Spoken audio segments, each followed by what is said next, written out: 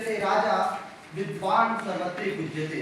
अर्थात हमारे बीच अतिथि उपस्थित हैं और जैसा कि यह श्लोक बताता है कि अतिथियों का सम्मान सर्वत्र हर स्थान पर होता है और वही सच्चा ज्ञान है।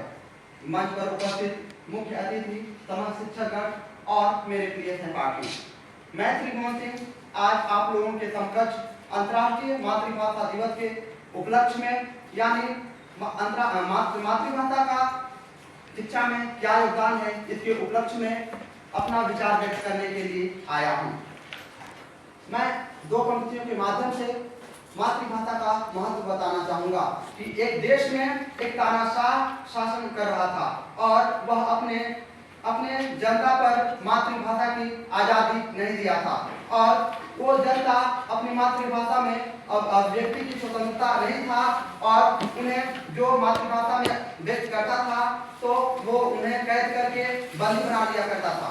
उसी समय एक छोटी सी लड़की थी जो अपनी दादी से यह कहानियां सुना करती थी कि उनकी दादी सुनाया करती थी कि उनके जो दादा थे और महापुरुष थे उन्होंने मातृभाषा से प्रेरणा लेकर के और स्वतंत्रता का संघर्ष किया। अंत मातृभाषा की प्रेरणा लेकर के उन्होंने विजय भी प्राप्त किया और वह छोटी सी बच्ची उस तानाशाह शासक के पास गया और उसने बोला और तानाशाह शासक ने देखा और मुस्कुरा कर बोला, क्यों बच्ची, तुम्हें मातृभाषा की स्वतंत्रता चाहिए?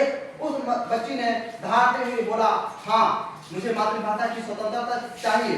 और उस तानाशाह शासक ने बोला, क्यों, क्या तुम इसके बारे में कुछ जानती हो? उसने बोला, हाँ मेरी मातृभाषा में मेरी पहचान, मेरी सम्मान, मेरे संस्कार हैं, इसलिए मुझे मातृभाषा की आजादी चाहिए। यदि जिस देश में मातृभाषा की स्वतंत्रता नहीं है वह देश कभी स्वाधीन नहीं हो सकता।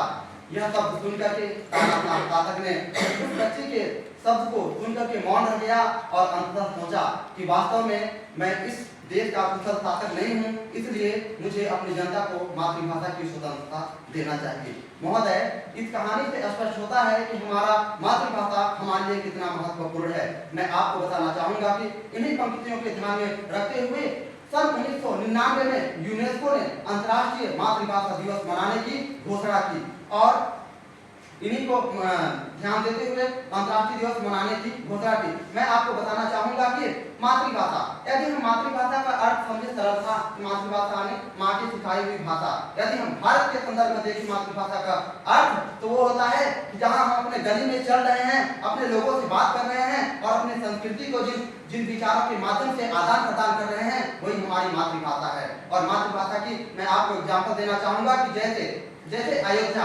की मातृभाषा है अवधी और अवधी में वो अपना विचार व्यक्त कर रहे हैं, अपनी संस्कृति का आदान प्रदान कर रहे हैं, हम उसे ही मातृभाषा कहेंगे।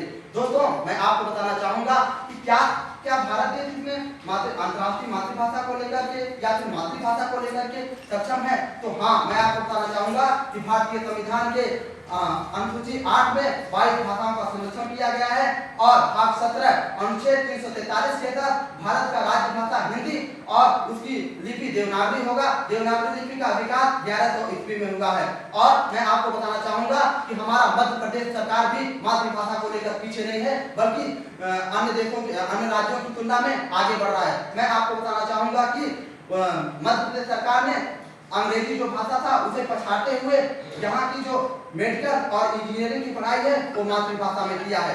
अंततः मैं कहना चाहूंगा यदि अंतर्राष्ट्रीय भाषा को देखें तो मैं बताना चाहूंगा कि वर्ष 2024 का नोबेल पुरस्कार साहित्य के क्षेत्र में उत्तर कोरिया के हांगकांग को दिया गया है और ये महत्वपूर्ण हमारे अंतर्राज्यीय भाषा का महत्व है। और मैं इन्हीं पंक्तियों के साथ मैं अपने युवा साथियों को आह्वान करना चाहूंगा कि अंग्रेजी भाषा को छोड़ो और अपनी मातृभाषा का प्रचार प्रसार करो। और अंततः मैं दो पंक्तियों के माध्यम से अपनी वाणी को विराम देना चाहूंगा कि मैं उस भारत देश का नागरिक हूँ जिसके होठों पर गंगा और हाथों में तिरंगा है। वो भारत जो कभी सत्यम शिवम सुंदरम, कभी वंदे मातरम, कभी पंजाब सिंध गुजरात मराठा द्रविड़ उत्कल गंगा है। वो भारत जो हर चुराए हुए की सरहद स्थली बन जाता है और 7 समंदर पार परदेशियों को भी ब्रदर एंड सिस्टर कहकर बुलाता है।